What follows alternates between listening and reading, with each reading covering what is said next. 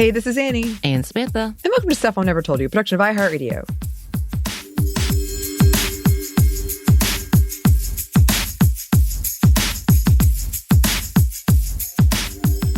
And for today's Monday Mini, we are going to do a quick roundup of our time in New York City. Because yes, we went to New York City. Quick thank you to people who wrote to us with suggestions or offering to give us advice if we needed it. I think, unfortunately, the way things came out, we were already on our way back by the time we got a lot of those. Oh, no. But we do appreciate it. So thank you. But we have just gotten back, and I'm sure Samantha will talk about it, but she had kind of a massive delay and her voice is a little... This is one of those episodes you said it's going to be a quick roundup, and I was like, it may be just a wine session / I sound like I'm hungover, even though I haven't been drinking for the past 2 days, and it feels like I have. Yes. And we'll get to that. But first, Samantha, this was kind of your trip, and I was just tagging along. So can you give the listeners sort of a reason why we did it and overall view what happened? Right. So I know we did it a couple of months ago about preparations for New York, because I told you this is my never-ending search for the Christmas spirit. I feel like this is a really bad Hallmark movie that doesn't have the happy ending, because apparently I can't completely find it. This Christmas spirit is aloof to me. Anyway. No, I think it's funny because, yes, I honestly, one of my thoughts were that I love New York City. I really enjoy every time I go there. I love the experience. I love the chaos, even though I don't usually like chaos like the ones New York offers. But I actually really enjoy when I'm prepared for it. I love good food. And New York is never ending when it comes to the selection of restaurants and food. So this was the thing. I was like, I love New York City. I know they do Christmas well. Let's try this. Let's try this as a New York experience. Because how often do we travel to do things like this? As well as New York is very central to iHeart corporate and all of our people there, a lot of people there. So I was like, we could make this a work trip as well and try to get some things in so we're not so stressed as before. Well, those plans did go awry, but that's a whole different story. But pretty much like planning ahead, finding good restaurants, enjoying some sights, hopefully get some shopping done because they do offer really cute decor. And apparently, it was, so it coincided with the 200-year anniversary. Is that right? I think it might be 100. 100? Maybe it's 200. I'm gonna add a whole century. Who knows? Some big significant anniversary for Fifth Avenue. So they shut down all of Fifth Avenue and did a little festival type of thing that was very crowded. But because they did shut off the streets, it was easier to navigate than just a regular Christmas time. Because when it was reopened, it was chaos, even more chaos, because we were stuck on the sidewalks on top of people. But so we did all of that. We got to meet up with a couple of people that are friends of the show. So I was really excited to do that and visit people in real life that we'd only been talking to online. On the internets. So enjoyed those moments.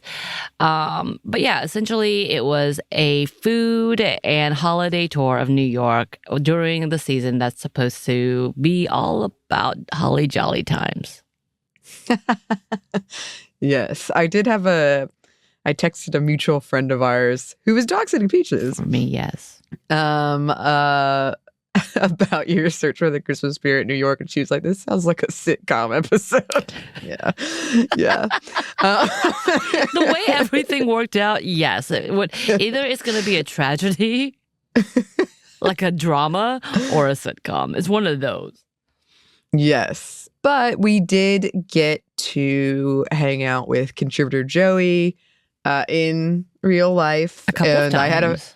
A couple of times, and I had a funny moment where I realized we have never met in real life. Yeah. Only over virtually, but that was really cool. And we got to meet up with Janie, who edited the Stuff Mom Never Told You book.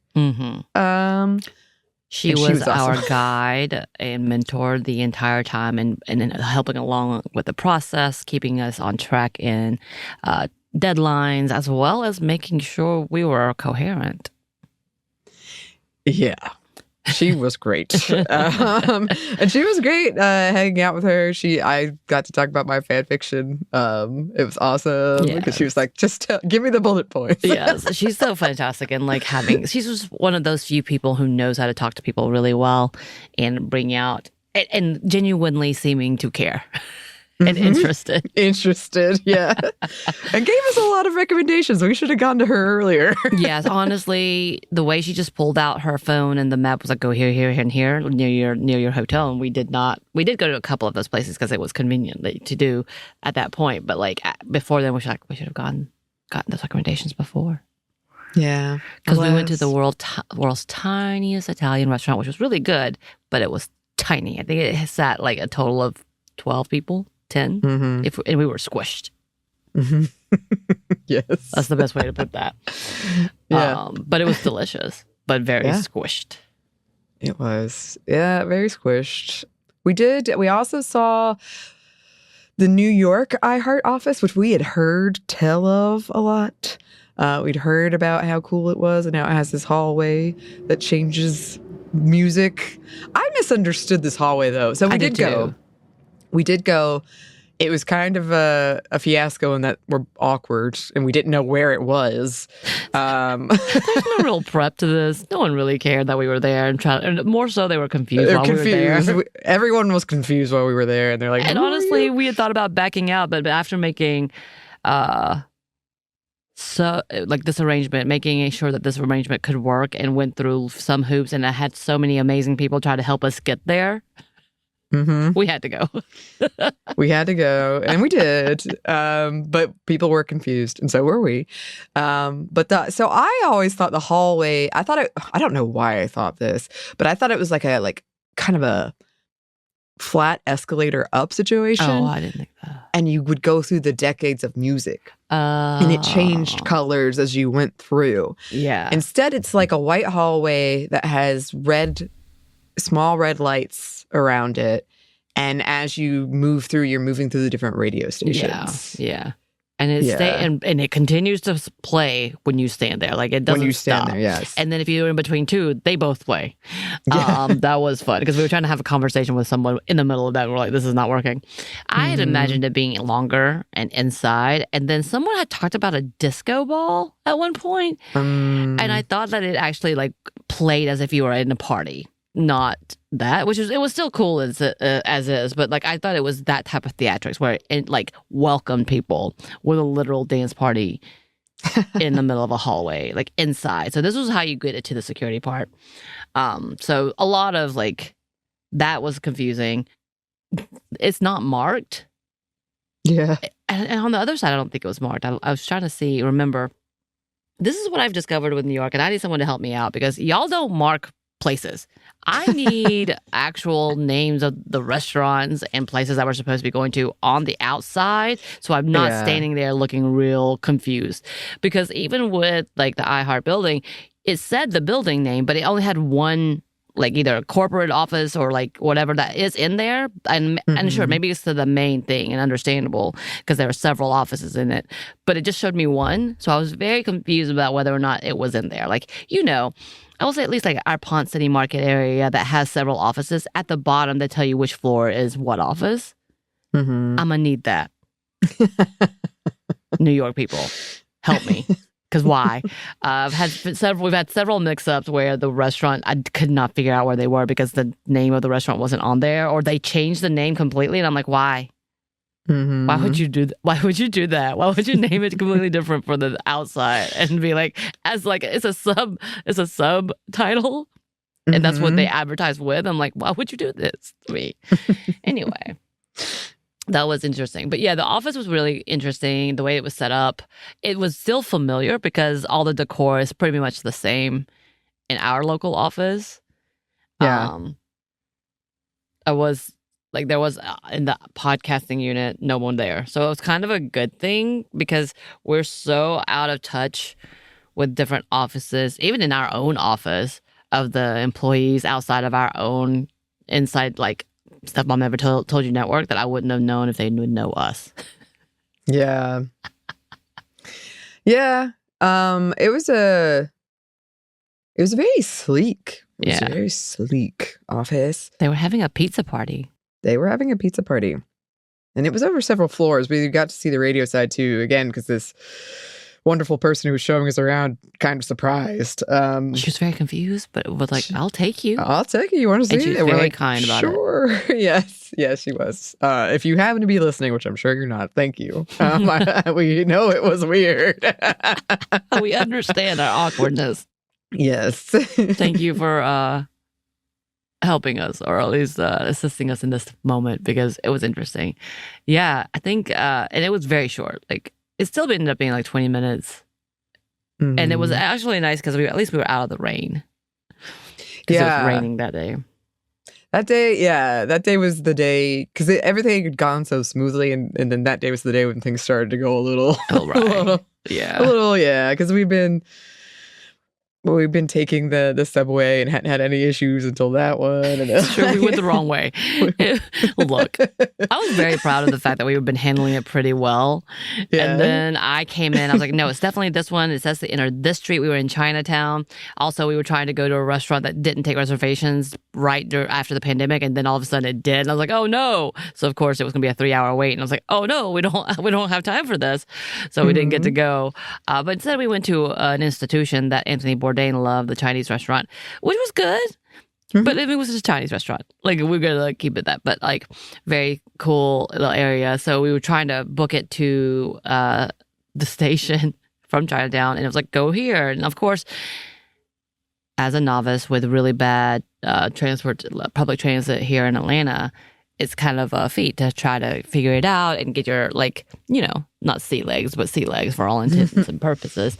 And we were like, this is it. This is where it says to enter. And we got there, and we went there, and there's only one way. So typically most of the stations that we noticed will show you this one goes this way, this one goes that way. But this one did not have that. And it had both destinations, like the opposite destinations on it. So I couldn't tell where it was going and what direction. And there was no, like, way to truly figure it out. So we hop on it and went the wrong direction. We almost ended up in Coney Island. We definitely went over the water towards Brooklyn. My partner was like, no, this is not right. And I'm like, wait, what? No, it is. I'm sorry. And then I was like, oh no, we're going over the water. That's not good. That's not a good sign. And I told you my story. I've been to Coney Island because the very thing happened to me. And I was like, I might as well go check it out. And that was one of my, I didn't get to tell one of my other breakup stories. But one of my contingencies of going to New York was I was like, I have to tell my New York breakup story. You had another one? I do have another one. I forgot about it. But it involves Coney Island because he was with me when we went to Coney Island. We set you up for that, the big one. Like, we were sitting in a nice rooftop bar with a good view of the cloudy moon and all the skyline. And you forgot that other story? I did, and it's pretty good too. Damn, Anney. But the thing is, that one I don't think of it as a breakup story because, as people who listen to this podcast know, people who know me know, I didn't think we were dating. But apparently we were. And in New York at that. Yeah. And y'all ended up in Coney Island. Because we didn't make it all the way to Coney Island because we did not have the time. We realized the issue. Had to ask for directions and went the opposite direction after finding another train because he was like, yeah, you need to go to that. And we had to go all. Yeah.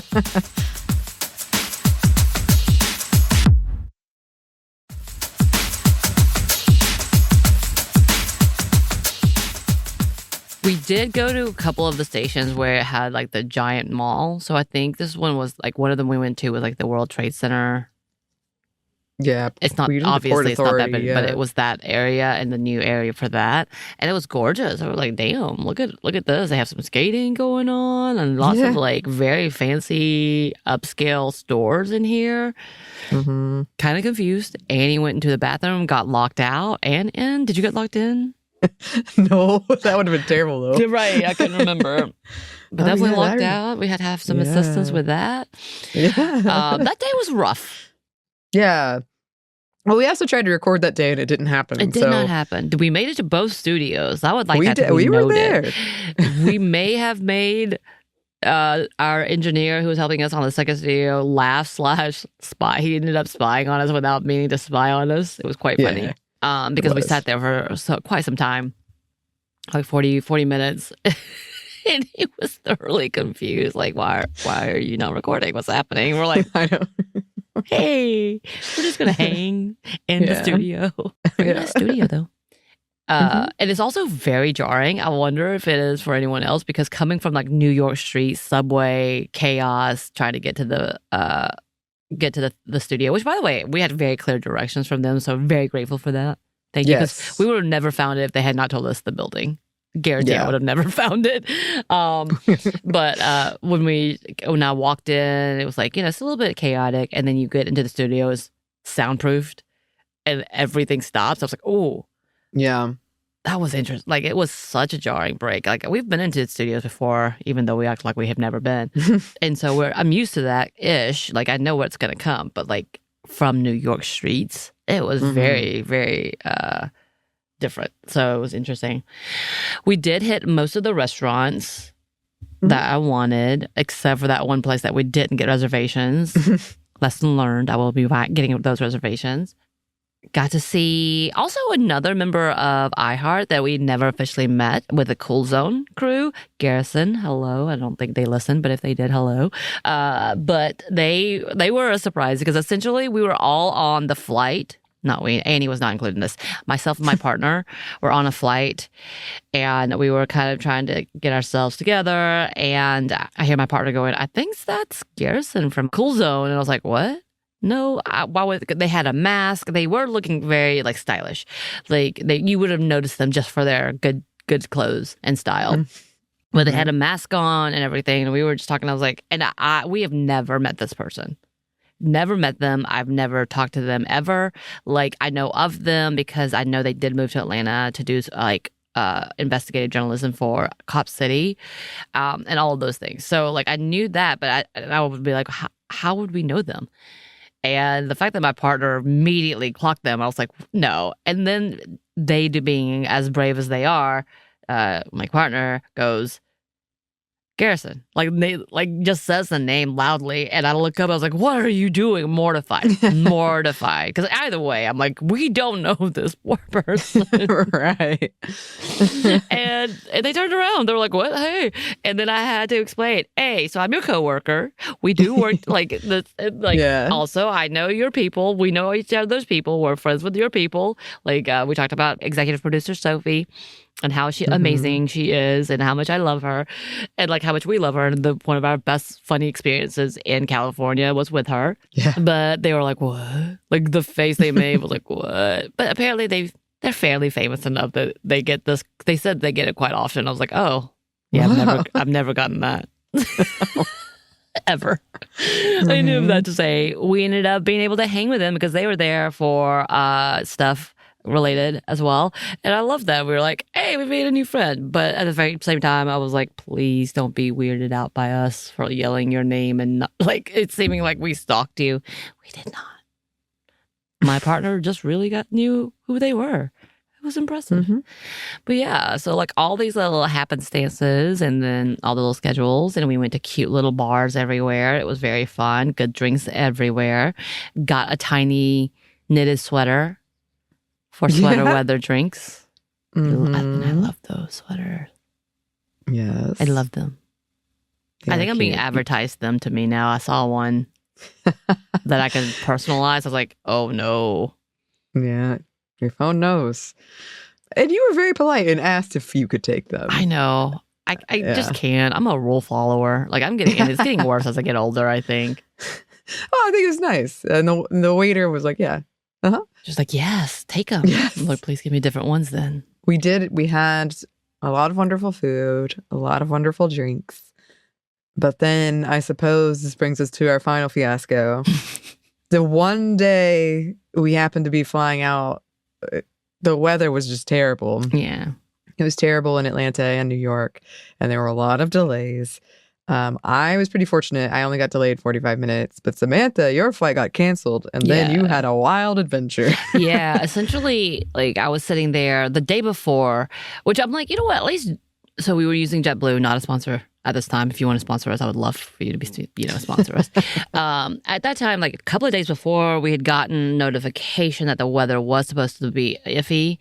And then the next day, we got another notification saying that the airport, because we were flying out of JFK, was under heavy construction and the traffic is going to be bad. You might want to do alternative ways and all these things. And it was already pretty far from our hotel. I didn't realize how far. I was like, oh, okay. And pretty costly. So I was like, oh, we'll have to figure this out. But they did great in like letting people know things were happening. Then the day of the flight at 11:30, and we were supposed to fly out at 4:30. And if you've heard, I think I've talked about this before, I am an anxious flyer. And with all of the stories that I've seen, and all of them recently have been about people who have TSA pre-check and clear and all that, and global entry, that it took them 2 hours to just get through. And a lot of people miss flights and all these things. And I'm like, that's a fear.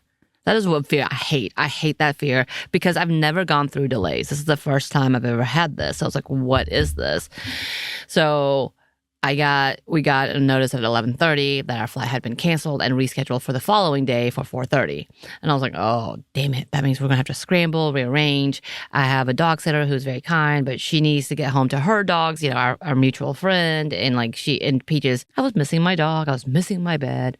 It was like pretty gross in New York at this point. So if it had been like pretty weather, I think I would have had a different attitude.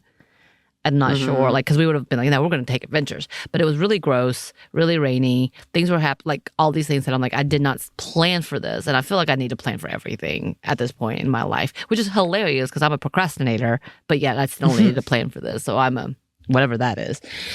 So, and then also I was like, maybe I could stay at this hotel, but the hotel is going to be 3 times more than the regular.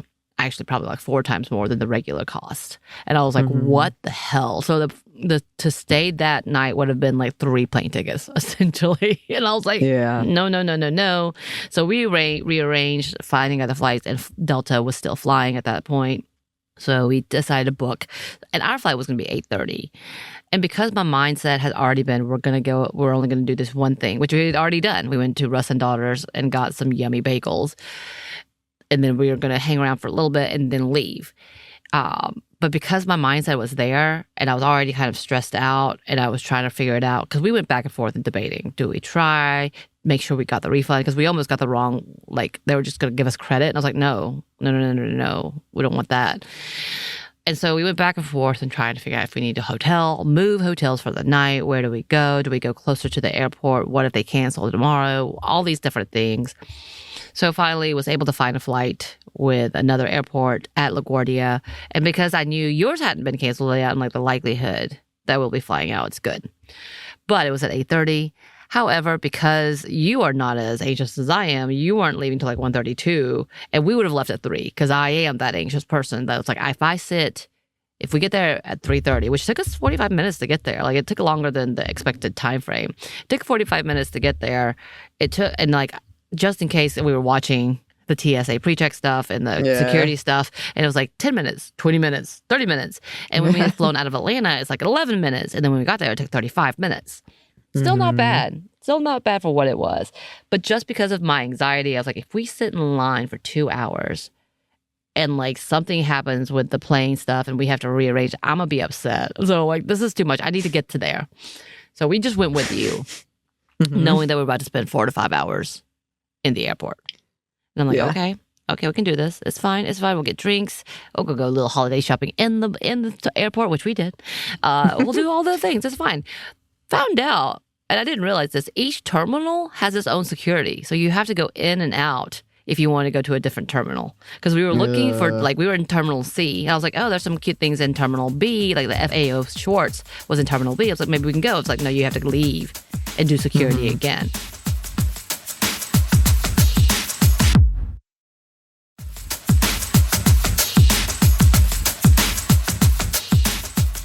There was a debacle at the airport because I had spelled my partner's name, like he has a nickname and then his name, it's shortened name essentially. And I had absentmindedly put the shortened name. And they're like, yeah, no, you have to go and get that cleared. You have to change your name, all these things. And so like he had to step out of the security line and go do that. While I was like, oh no, I did something bad. And by the way, we've flown with this his identification, 6 times now. No one has stopped us until this time. Of course, which is not to say that we're not in the wrong. We were. I was. But it's still interesting how different airlines like no to this, but yes to this. Like it's such a weird okay. So all of that to say, he had to do that. He came in and we finally met up. You had like 30 minutes before you had to get on your flight. And you were a tester because at the minute they say boarding time, I'm there. She was like, okay, they're boarding zone 2. And I was like, no, what are you doing here? You've got to go to your zone. Zone 6. See, my anxiety could never. Like, I'm standing there staring at the people who are in zone 1. I'm like, first class people, I see you move. Go faster. Anyway. But yeah, so we had drinks and like ordered things. And I was laughing because I was like, okay, we're in this. Our terminal, our gate was near yours, whatever. And then as you leave, I was like waiting to see what was happening with you. And then as we were waiting for your information, our gate had changed 3 different times. It went from 1 to 1 to 1. And I was like, what is happening? This is not boding well for us. And then I get another text. I think this was after I texted you to see if you had made it home. You were like, no. You were like, we were sitting in the line to take off tarmac, for like 45 minutes. I was like, oh. But like, I was looking and I was like, oh, our flight's delayed. It's now at 9. And then it went to 9:15. And then it went to 9:45. And by 9:45, we went back to the new gate because I think we were at gate number 4. This changed for 4 this time. So we went over there.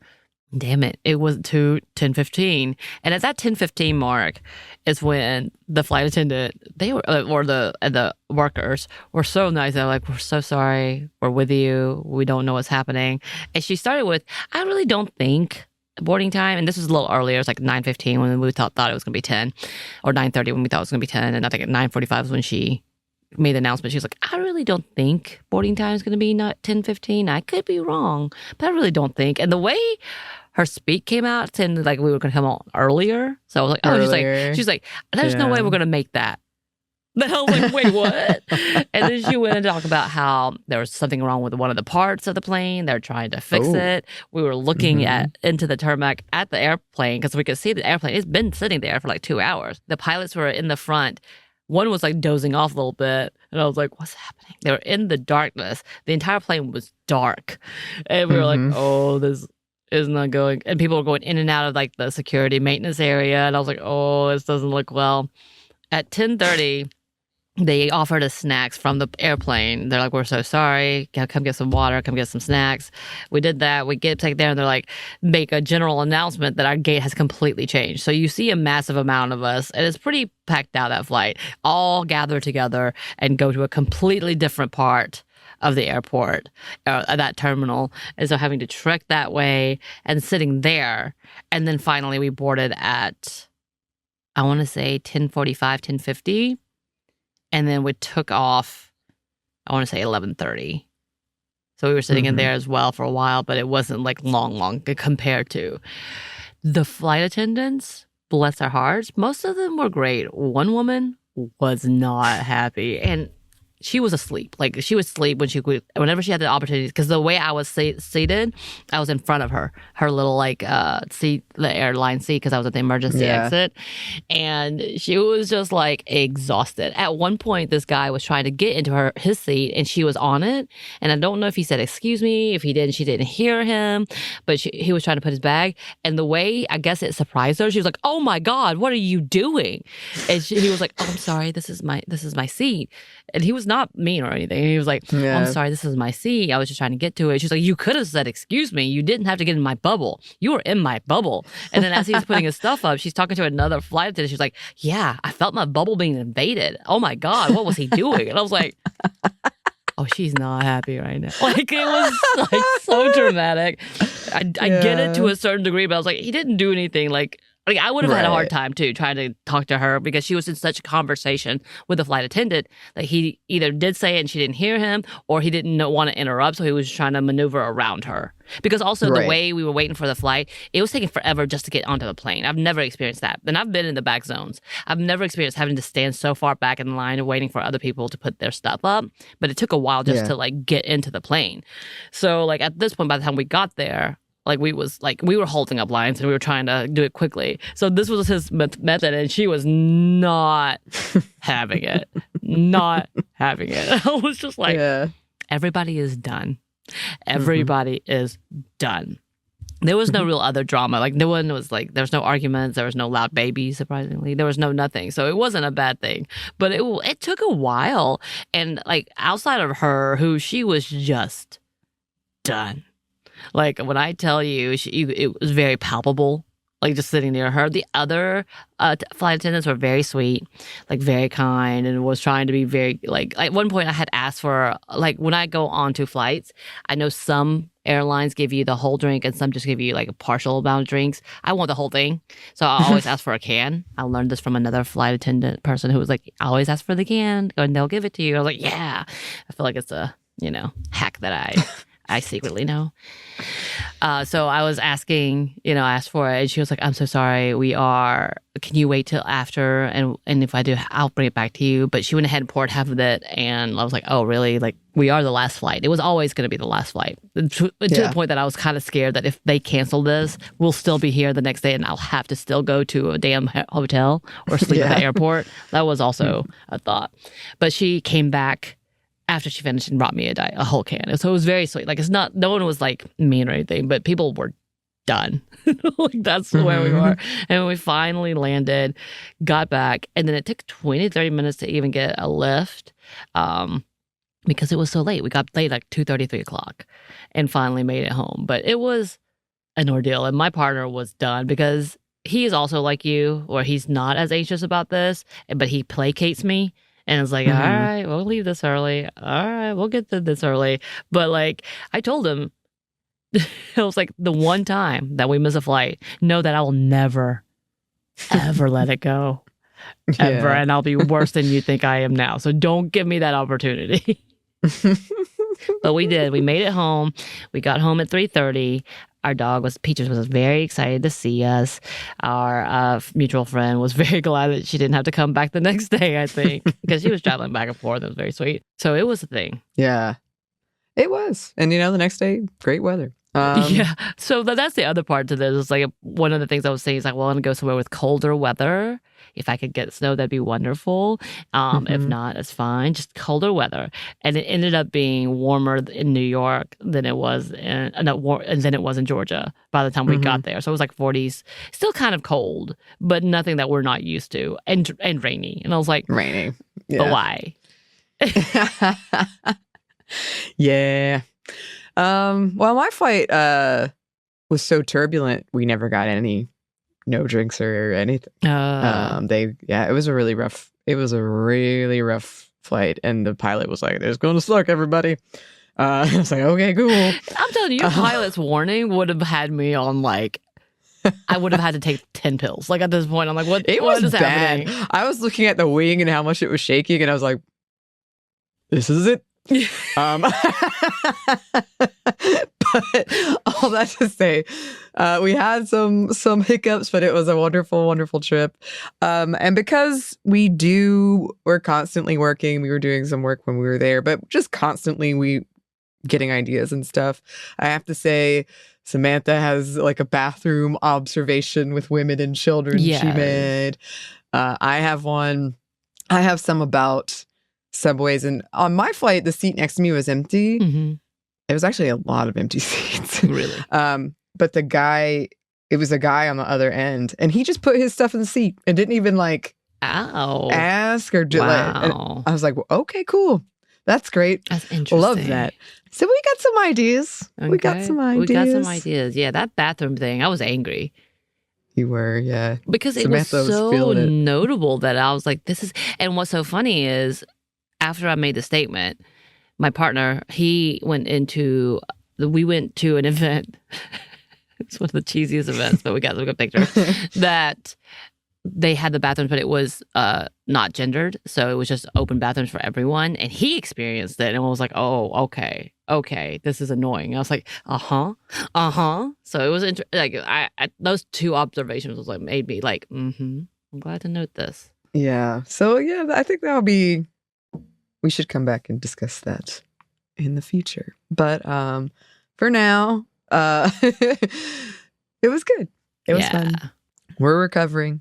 But thank you to all of you for listening and for the people who wrote in about it. As I said, I am behind on listener mail, but we do get it.